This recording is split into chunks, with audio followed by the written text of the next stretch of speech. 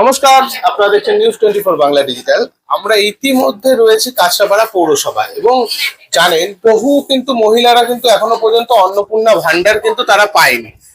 আজ এই কাঁচরাপাড়া পৌরসভায় হেল্প ডেস্ক চালু হয়েছে অন্নপূর্ণা ভান্ডারে। যারা এখনো পর্যন্ত টাকা পাননি, যে সকল মা বোনেরা, তাদের জন্য হেল্প ডেস্ক চালু হয়েছে এবং দেখাচ্ছি চারতলায় কাঁচরাপাড়া পৌরসভা যেভাবে কাজ হচ্ছে।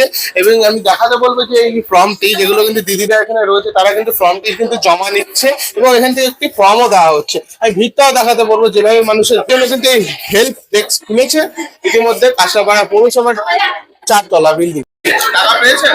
না ফর্ম নিয়ে জমা দিচ্ছেন? হ্যাঁ এর আগে একবারও না না টাকা পাই না। এর আগে কখন ফর্ম জমা করেছিলেন? এর আগে হ্যাঁ কতবার?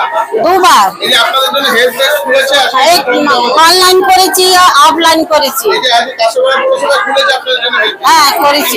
হ্যাঁ